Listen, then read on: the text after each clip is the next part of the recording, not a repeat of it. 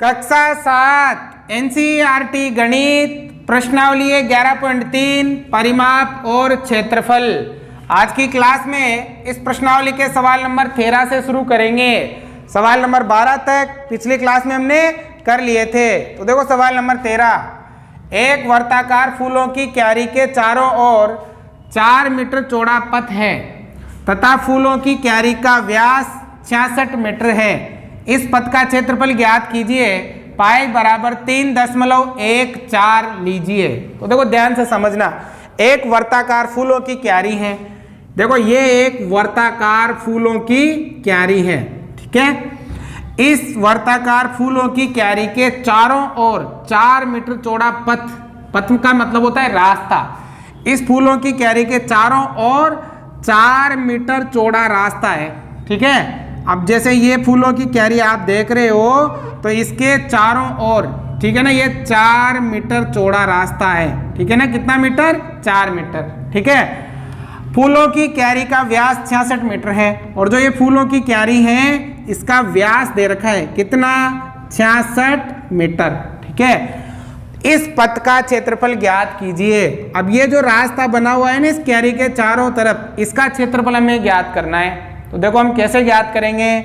सबसे पहले तो आपको यहाँ पर 2 वृत्त दिखाई दे रहे होंगे, एक तो ये बड़ा वृत्त और एक छोटा वृत्त, ठीक है बेटा। अब हम इसका क्षेत्रफल निकालेंगे इस रास्ते का, इस पथ का। तो कैसे निकालेंगे? बड़े वृत्त के क्षेत्रफल में से छोटे वृत्त का क्षेत्रफल माइनस कर देंगे, मतलब ये वाला भाग निकाल देंगे तो हमारे पास क्या बच जाएगा? रास्ते का क्षेत्रफल बच जाएगा, ठीक है ना। अब हमें वृत्त का क्षेत्रफल ज्ञात करना है। तो सूत्र क्या होता है? पाई आर स्क्वायर, ये होता है। अब देखो पाई का मान तो हमें दे रखा है 3.14, आर का मतलब होती है त्रिज्या। तो हमें बड़े वृत्त की भी त्रिज्या चाहिए और छोटे वृत्त की भी त्रिज्या चाहिए, जबकि हमें छोटे वृत्त का क्या दे रखा है? व्यास दे रखा है। तो पहले हम त्रिज्या ज्ञात करेंगे, फिर हम रास्ते का क्षेत्रफल ज्ञात करेंगे। तो हम देखो ये जो बाहर वाला है इसको तो बड़ा वृत्त समझेंगे और जो अंदर वाला है इसको छोटा वृत्त समझेंगे। तो सबसे पहले देखो छोटे वृत्त की त्रिज्या निकालेंगे हम। कैसे? छोटे वृत्त का क्या दे रखा है? हमें व्यास दे रखा है और व्यास को हम डी से दर्शाते हैं। वो कितना है बेटा? 66 मीटर, ठीक है। अब हमें इसकी त्रिज्या निकालनी है। तो त्रिज्या व्यास की आधी होती है। अगर व्यास में 2 का भाग लगाओ तो त्रिज्या आ जाएगी। तो हम क्या करेंगे? त्रिज्या निकालेंगे। त्रिज्या को हम दर्शाते हैं आर से। आर बराबर हो जाएगी 66/2। 2 का भाग दे दो व्यास में तो त्रिज्या आ जाएगी। अब 2 का भाग दो, देखो 3 दूनी 6, 3 बार, फिर 3 दूनी 6, 3 बार और ये मीटर, ठीक है। तो बताओ ये जो छोटा वृत्त है इसकी त्रिज्या कितनी आ गई? 33 मीटर आ गई, ठीक है। अब हम बड़े वृत्त की त्रिज्या निकालेंगे। बड़े वृत्त की त्रिज्या, अब बेटा बड़े वृत्त की त्रिज्या को हम बड़े आर से दर्शाएंगे, छोटे वृत्त की त्रिज्या को छोटे आर से, बड़े वृत्त की त्रिज्या को बड़े आर से, ठीक है। अब बराबर कैसे? देखो त्रिज्या का मतलब होता है केंद्र से परिधि तक की दूरी, ठीक है। तो देखो बेटा यहाँ से यहाँ तक की दूरी कितनी है? 33 मीटर। पूरी तो 66 थी लेकिन यहाँ से यहाँ तक 33। अब 33 में हम 4 और जोड़ देंगे, 33 में 4 और जोड़ देंगे तो बड़े वृत्त की त्रिज्या निकल जाएगी, ठीक है ना। तो कैसे निकालोगे? 33 में कितना जोड़ोगे? 4, क्योंकि रास्ते की चौड़ाई 4 मीटर है तो 4 और जोड़ देंगे। तो 33 और 4 कितना हो गया? 37 मीटर हो गया, ठीक है। तो बड़े वृत्त की त्रिज्या कितनी है? 37 और छोटे वृत्त की त्रिज्या कितनी है? 33। आगे समझ में? अब हमें ज्ञात करना है पथ का क्षेत्रफल। अब पथ का क्षेत्रफल हम कैसे निकालेंगे? इसको निकालने के लिए बड़े वृत्त का क्षेत्रफल माइनस करेंगे छोटे वृत्त का क्षेत्रफल। क्या लिखेंगे? बड़े वृत्त का क्षेत्रफल, ठीक है। इसमें से माइनस करेंगे, क्या माइनस करेंगे? छोटे वृत्त का क्षेत्रफल, ठीक है ना बेटा। अब बताओ वृत्त का क्षेत्रफल ज्ञात करने का सूत्र क्या होता है? पाई आर स्क्वायर। कौन से वृत्त का? बड़े वृत्त का। तो बड़े वृत्त में आर ये लेना है, पाई आर स्क्वायर माइनस छोटे वृत्त का क्षेत्रफल ज्ञात करने का सूत्र तो ये होता है वृत्त का क्षेत्रफल का। इसमें सूत्र लगाएंगे पाई आर स्क्वायर। बड़ा वृत्त है तो बड़ा आर, छोटा वृत्त है तो छोटा आर। ठीक है, अब बेटा इन दोनों में क्या चीज समान है जिसको हम बाहर निकाल सकते हैं? पाई दोनों में है ना, तो पाई हमने बाहर निकाल दिया। अंदर क्या बचा? R square minus R square. Pi common आ गया, यहाँ आर स्क्वायर माइनस यहाँ भी आर स्क्वायर। अब देखो मान लिखेंगे हम इसमें, पाई का मान 3.14, आर स्क्वायर मतलब बड़े आर का मान 37 का स्क्वायर माइनस आर स्क्वायर मतलब छोटे आर का मान 33 का स्क्वायर। ठीक है, अब देखो 3.14, अब स्क्वायर करेंगे। स्क्वायर का मतलब 37 को 37 से गुणा करेंगे और 33 को 33 से गुणा करेंगे। तो देखो 37 को 37 से गुणा करेंगे, 7 7 49, हासिल का 4, 7 21, 21 और 4 हो गए 25, गुणा 3 7 21, हासिल का 2, 3 3 9, 9 और 2 हो गए 11। तो देखो ये 9, 5 और 1 6, 2 और 1 3, 1 का 1, तो कितना आ गया? 1369। 37 को 37 से गुणा करने पर 1369 माइनस, अब 33 को 33 से गुणा करना है, 33 को 33 से गुणा करोगे ना बेटा तो ये आएगा 1089। आप कर लेना गुणा, ठीक है ना, ये आएगा। ठीक है, अब देखो 3.14, अब देखो यहाँ कोई चिन्ह नहीं है ना तो गुणा लगाते हैं। अब 1369 में से माइनस करेंगे 1089, तो माइनस करो घटाओ, तो देख घटाएंगे, 9 में से 9 गया तो 0, 6 में से 8 नहीं घटेगा, इधर से एक उधार लो 16, 16 में से 8 गया तो 8।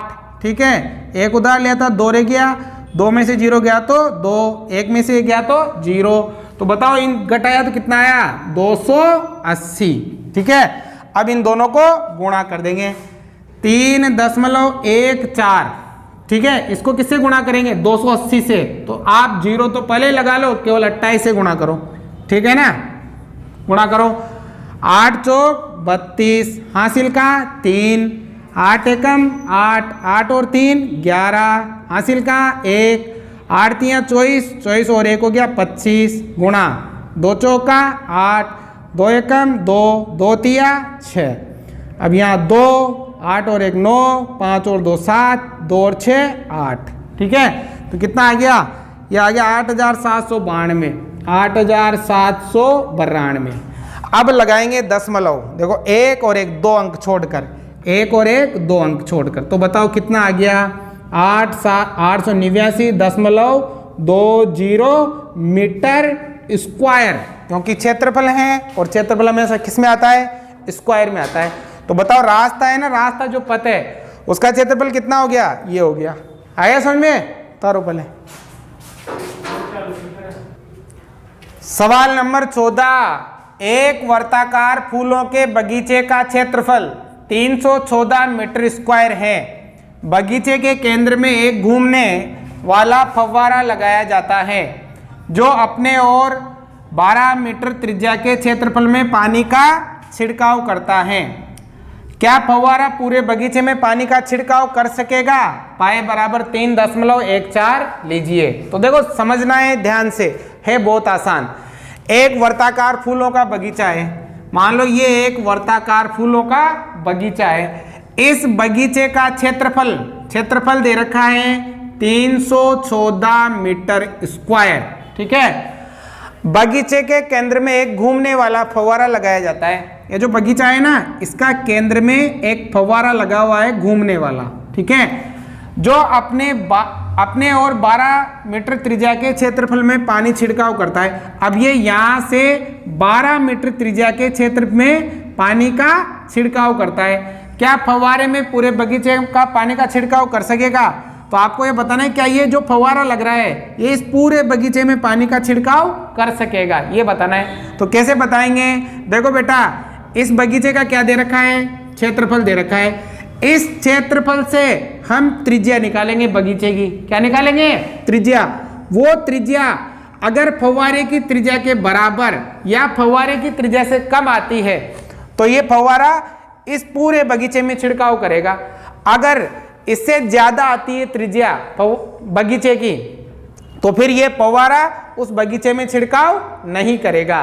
कैसे मतलब, इस बगीचे की हम क्या निकालेंगे, त्रिज्या निकालेंगे, और वो त्रिज्या इस फव्वारे की त्रिज्या के बराबर या कम होनी चाहिए, तो ये इसमें पानी का छिड़काव करेगा। कैसे, देखो ध्यान देना इधर। सबसे पहले तो हम क्या लिखेंगे, वर्ताकार बगीचे का क्षेत्रफल।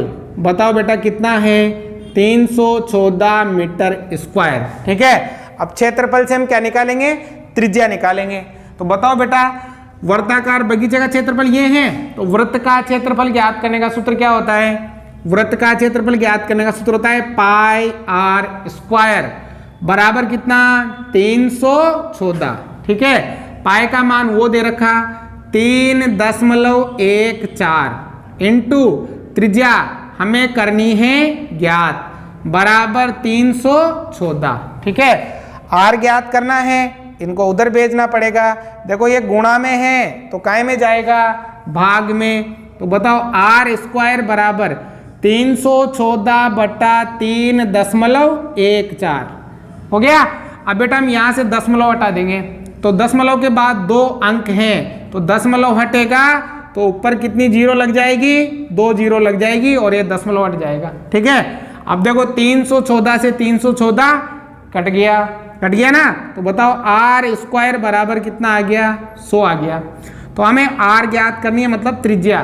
तो इस स्क्वायर को उधर भेजेंगे, जब ये स्क्वायर उधर जाएगा तो ये चला जाता है अंडर रूट में। काय में चला जाता है बेटा, अंडर रूट में। अब 100 का हम वर्गमूल निकालेंगे। 100 का क्या निकालोगे, अंडर रूट निकालोगे, वर्गमूल। अब कैसे निकालते हैं, देखो 100 का, यहाँ पर हम 100 के गुणनखंड करेंगे। क्या करेंगे, 100 के गुणनखंड। बताओ बेटा 100 में किसका भाग जाएगा, 2 का। कितनी बार, 50 बार। फिर 2 का कितनी बार, 25 बार। अब 25 में 5 का 5 बार, फिर 5 में 5 का 1 बार। अब हम 2 के जोड़े बनाएंगे। एक जोड़ा तो यहाँ से बन गया 2 का, और एक जोड़ा यहाँ से बन गया 5 का। 5 को 2 से गुणा करेंगे तो कितना आएगा, 10 आएगा। मतलब इसका वर्गमूल कितना हो गया, 10 क्या है, मीटर। इसका मतलब बगीचे की त्रिज्या कितनी आ गई, बगीचे की त्रिज्या आ गई 10 मीटर। कितनी आ गई बेटा, 10 मीटर। जबकि फव्वारे की त्रिज्या कितनी है, 12। फव्वारे की त्रिज्या तो ज़्यादा है भाई, ये तो बगीचा है और इसकी त्रिज्या कितनी, 10 मीटर, और फव्वारे की त्रिज्या कितनी, 12। तो फव्वारा तो क्या करेगा, पूरे बगीचे में छिड़काव करेगा, बगीचे के बाहर भी छिड़काव करेगा। ठीक है ना। तो क्या है, लिखेंगे हम फव्वारा, ठीक है ना, या ऐसे लिखो, बगीचे की त्रिज्या फव्वारे की त्रिज्या से कम है। बगीचे की जो त्रिज्या है वो तो 10 है, और फव्वारे की त्रिज्या 12 है। मतलब बगीचे की त्रिज्या फव्वारे की त्रिज्या से कम है। इसलिए फव्वारा पूरे बगीचे में क्या करेगा, छिड़काव करेगा।